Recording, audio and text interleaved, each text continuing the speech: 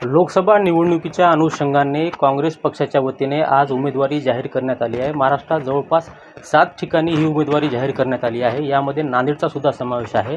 आपल्यासोबत आहेत नांदेड काँग्रेसची लोकसभेची उमेदवारी जाहीर झालेले उमेदवार माजी आमदार वसंतराव चव्हाण आपल्यासोबत आहेत। जाणून घेऊया आपण। साहेब, आज काँग्रेसकडून आपल्याला लोकसभेची उमेदवारी जाहीर झालेली आहे, काय भावना आहेत, काय सांगा? मी आज खूप आनंदी आहे। प्रथमतः मी काँग्रेस पक्षाचे आभार मानतो। मी नांदेड लोकसभेसाठी पक्षाकडे मागणी केली।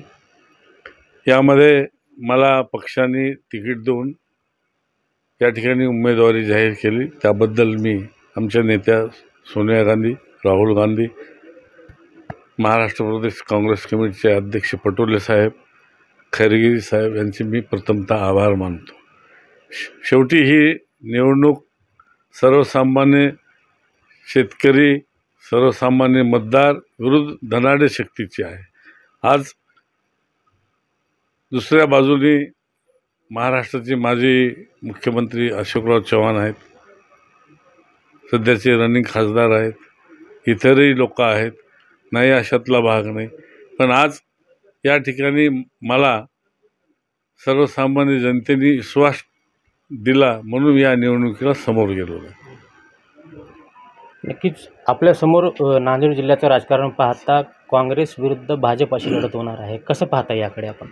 नाही, आता निवडणुका म्हणल्यावर एकमेकाच्या उमेदवारीमध्ये एकमेकाचे पक्ष समोर येतात, साहजिक आहे।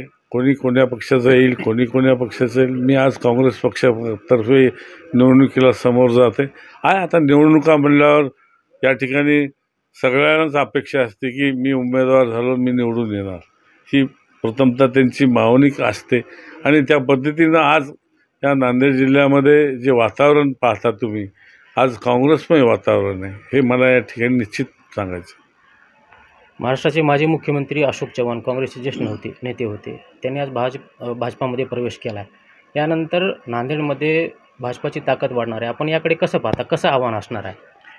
नाही, आता मान्य अशोकराव चव्हाण हे पूर्वाश्रमीचे काँग्रेसचे नेते होते, आज ते भाजपमध्ये गेले, त्याच्याबद्दल आमचं काही मत नाही, दुमत नाही।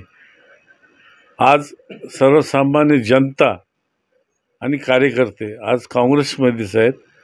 आज तुम्हाला हे येणाऱ्या निवडणुकीच्या काळामध्ये दिसून येईल।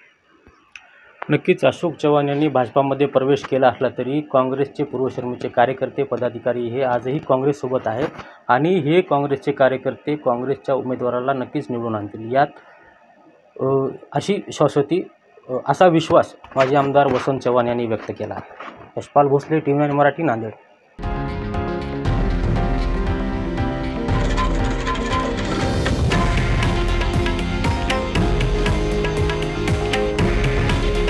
हे आहे देशातील नंबर 1 न्यूज नेटवर्क आणि आपण पाहत आहात TV9 मराठी।